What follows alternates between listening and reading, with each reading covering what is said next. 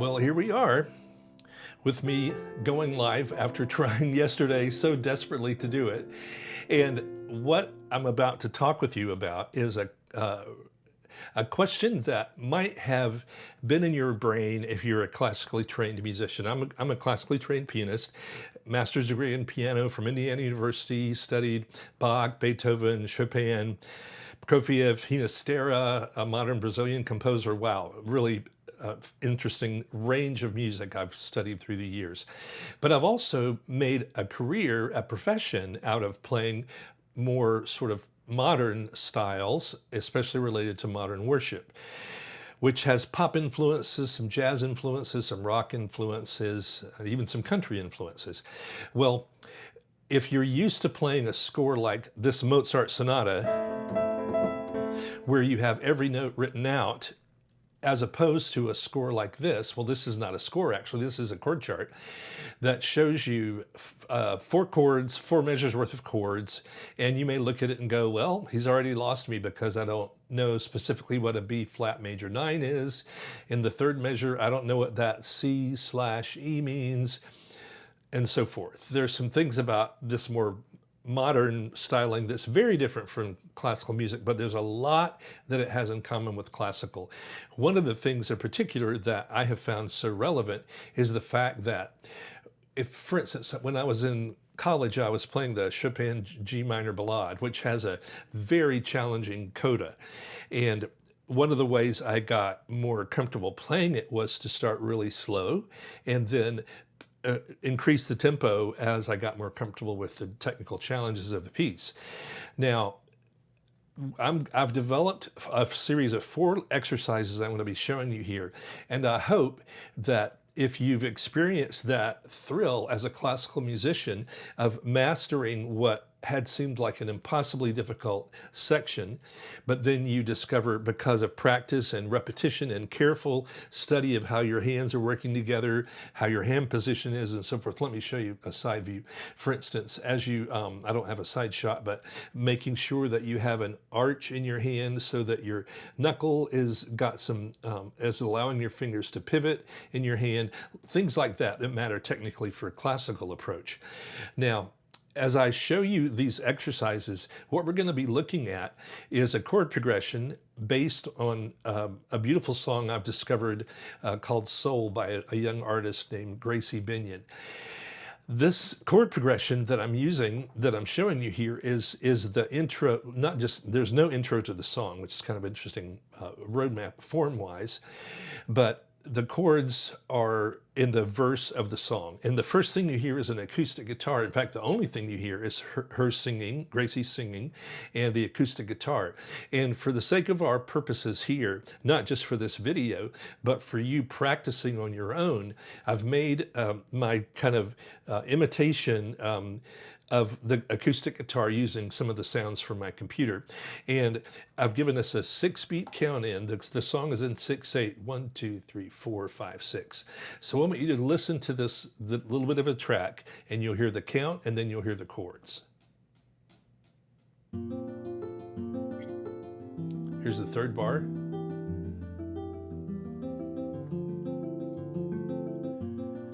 And it repeats again and again like that. I recorded it as a practice tool. This is not a track from the song, but I want to share it with you. So after the videos, after I'm done today, I'll put a link to this audio file in the description so you can download it yourself. And I'll also make a worksheet that will show you these exercises, and you can get in the habit of practicing these things. And it's a remarkable thing that God's designed in our brains, that even if you think, I would never be able to create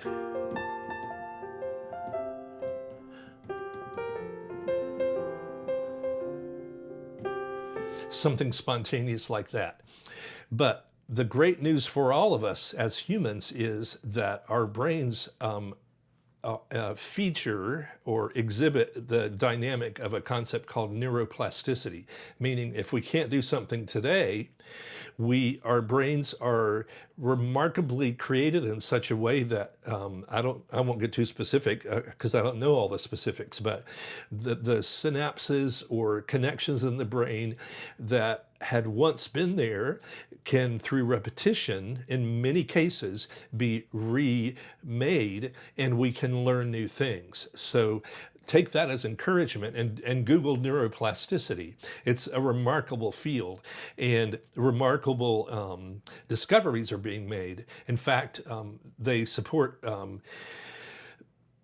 Romans 12, that's one that says, be transformed by the renewing of your minds. And that literally is possible. So science is confirming what Scripture says to us, that we can be renewed in our minds. So with all that said, let's jump into our first exercise. Now, what I'm going to be showing you here is some very specific things to play. Now, for those of you who are thinking, what's he going to have us doing an arpeggio with this B flat major 9? I don't know what that is. Don't worry. We're going to be playing two notes at a time, and they'll be played as solid units. So when you play the top note, you'll play the bottom note with it. And what I've given you here is the note in big letters up top is the note under which we're going to play a sixth. So if you count 6 notes down in the scale, we're in the key of F. So F, E, D, C, B flat, A. So in that first measure, you see an F on top and an A below it. That's a sixth. And now for the next measure, you see an E on top with a G, the sixth below it. Then you see an A on top, C below it, and C on top, E below it, and finally F on top, A below it. Now, the good news is, in terms of a starting exercise, this is a relatively slow tempo. 1, 2, 3, 4, 5, 6, and there's only 1 chord per bar. Now, when we get to the third bar, you see an F major 7, a C over E. That means you get if we're counting 1, 2, 3, 4, 5, 6, in that measure we'd go 1, 2, 3, 4, 5, 6. We play 3 beats of each of those chords, only in the third measure though. So overall, it's a lot of dotted half notes, which is a full bar of 6/8, or there might be a dotted quarter in that third bar uniquely. Okay, so I'm going to start this track, and as you download it and work on it on your own, recognize there's always a 6-beat or 1 measure count in for you. So listen to that, and I'll play along. And if you're able, sit at your own keyboard, piano keyboard, or electronic keyboard and play along with me, because there's no better time than now to start getting your reps in, doing those repetitions that get that brain cooking, those synapses. I don't know if that's synapses, I'm not sure how it's pronounced, but the neuroplastic thing, you know what I'm talking about. But here we go with our first exercise.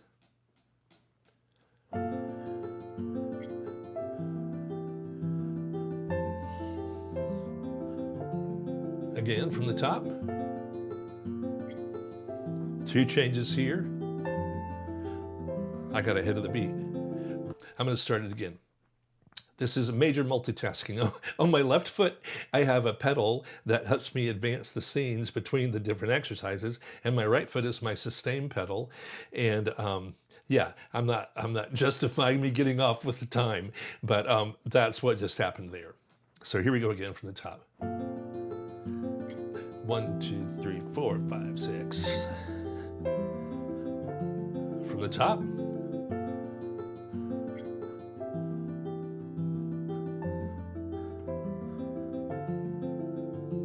Like that. So that's our first one.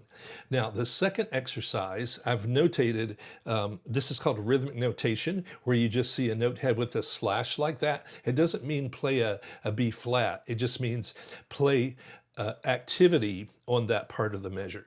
So this activity showed in the notation right above the keyboard is just da da da da. It's basically the click, but with a pitch to it. So in this exercise, instead of holding the F and the A for the full bar, we're going to play on each click. So we'll be going.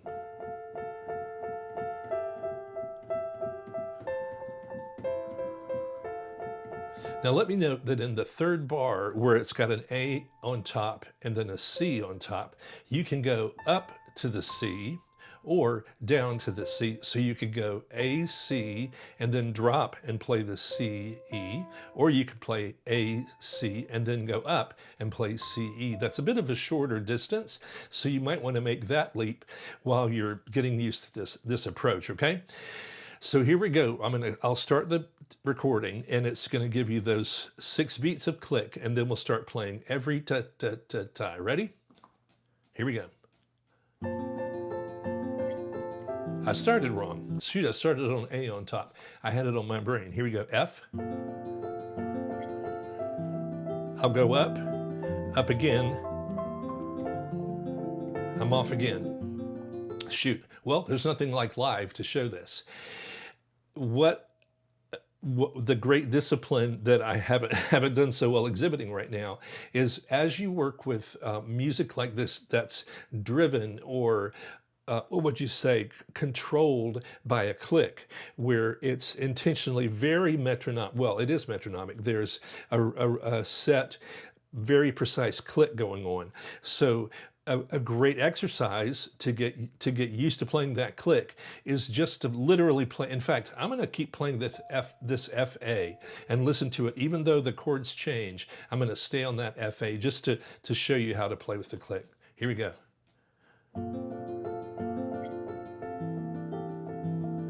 Doesn't sound so good on the C. Now I'll play the written out parts. Here's the E, G.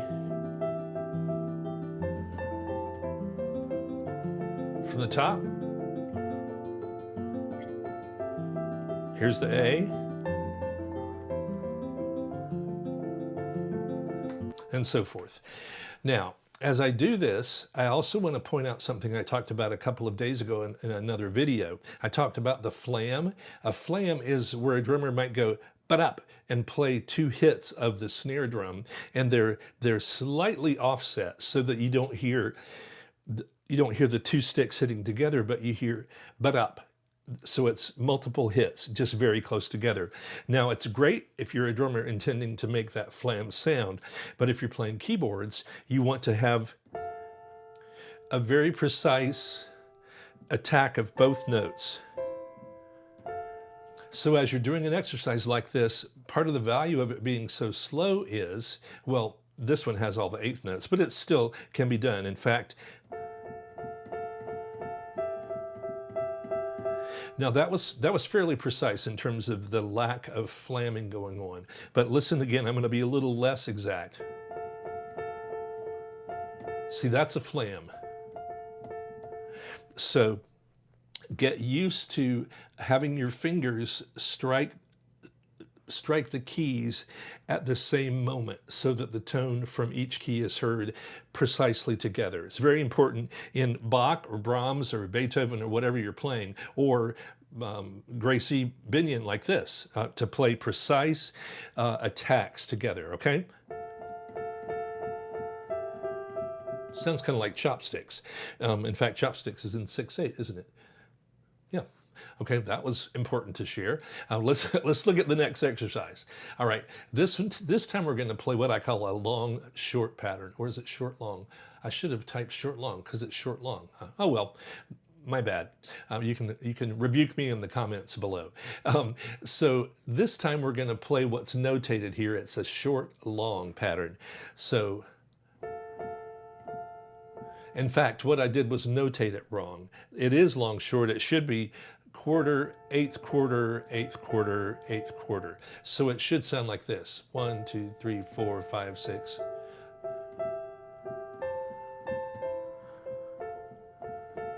Okay, sorry about that. I'm gonna correct, well, actually I'm gonna get rid of that notation. Actually, I'm not gonna do anything because I'll make a note in the description, whatever. So sorry about that. So the notation below, just above the keyboard there, should have quarter 8th instead of 8th quarter. If I played what's written, it would be, I'll get the click going.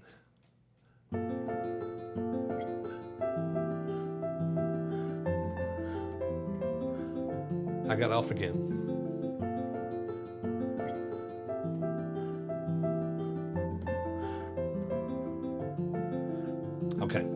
There. So you get the idea.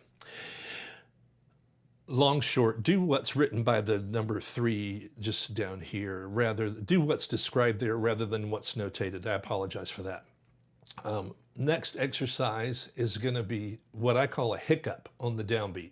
I don't know if a gasp is a more accurate description, but basically what's happening is it's going bum, bum, bum, bum, bum, bum, bum, bum, bum, bum, bum, bum. And I don't know why hiccup seems to be a good description of it, but it seems a little less triggering than gasp. Gasp on every downbeat. Don't do that, please. So anyway, here's how that figure sounds. Here we go.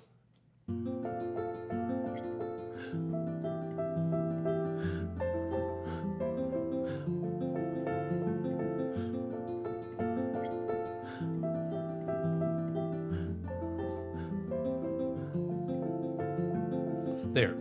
So that one's interesting in that the 8th rest, that hiccup moment, or the gasp moment, if you want to call it that. Please don't call it that. Call it a hiccup. But one of the important disciplines in classical music or music like this is, if we wait, if I'm doing the steady 8ths, like, let me back up to number 2 and show you this. If I'm going 1, 2, 3, 4, 5, 6, 1, 2, 3, 4, 5, and I jump up to this and down to the C, there's a dynamic or a mental preparation you need to keep in mind as you're playing something where you do have a leap like this. For instance, when I move from the second bar, E on top, G below, up to this A with C below, this movement, if I'm going 1, 2, 3, 4, 5, 6, let your sustain pedal hold the pitches that you're playing, and the last time you strike the E, G in that second measure, let the pedal hold it and get that hand ready over the A and the C that's approaching. And it's especially important if you go A, C, and then drop to the C, E. So with the click,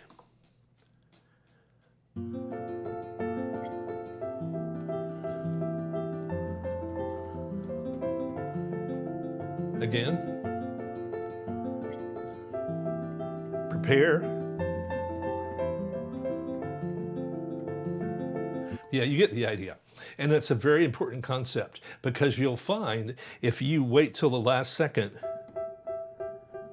even that, I was inaccurate because I tried to make my brain stay on the E, G as long as possible, too long.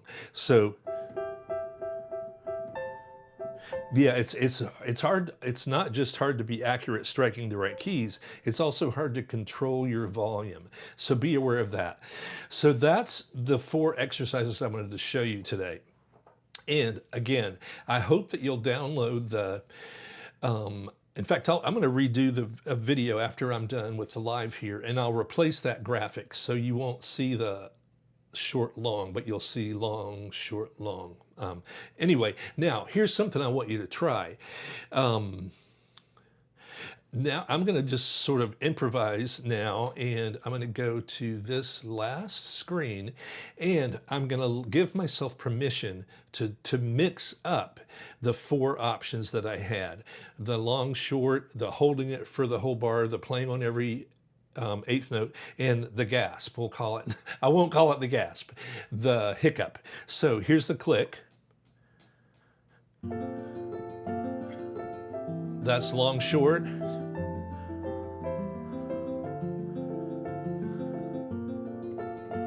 That's the hiccup.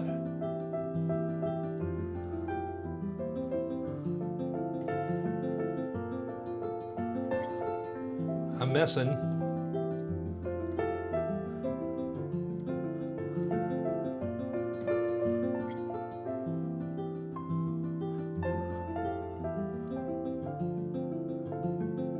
Now I just gave you a teaser, and I'm going to explain it as a watch till the end. Here's your bonus. In 6/8 meter, one of the delights of the 6/8 meter is what's called a duple figure. In a lot of contemporary worship songs, you hear that figure used a lot. In a song called Great Are You, Lord, for example, you give life, You are love. It's in 6/8, so we've got that pulse like we had in this song. But on the bridge of the song, it goes, that was embarrassing to sing in the wrong key. Sorry. Here's the bridge. All the earth will shout your praise. So now, this is the duple figure. We're in a 6/8 meter with that triplet subdivision, 1 2 3 1 2 3 1 2 3. But I'm going to count out loud and I'm going to play a duple. So here's the 1 2 3. Here's duples. 1 2 3 1 2 3 1 2 3 1 2 3. Whoops. It's between 2 and 3 and 5 and 6. So 1 2 3 4 5 6. 1 2 3 4 5 6.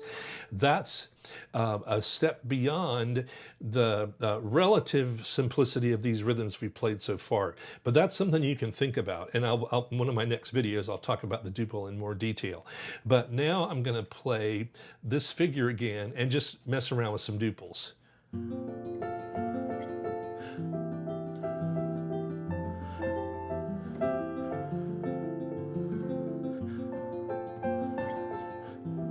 Duple,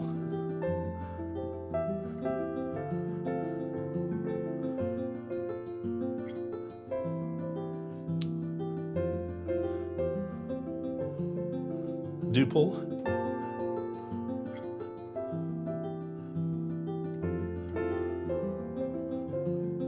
gasp, hiccup,